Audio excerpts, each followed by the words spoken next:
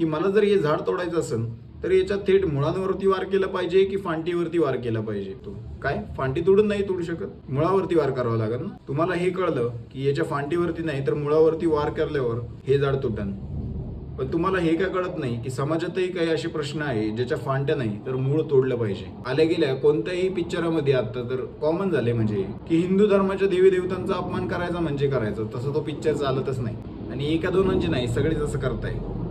कोणाचंही असं टार्गेट करून नाव वगैरे घेणे काही गरजेचं नाही, सगळेच करताय.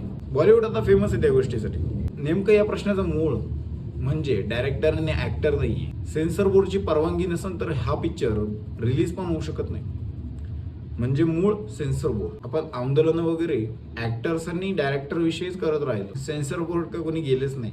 आणि गेलेही असेल तर त्याचा काही परिणाम निघाला नाही. सगळ्यात मेन आणि मूळ या झाडाचं फक्त डायरेक्टर नाही, ऍक्टर नाही तर सेन्सर बोर्ड आहे. सेन्सर बोर्डला धरलं तर हे प्रकरण थांबतील.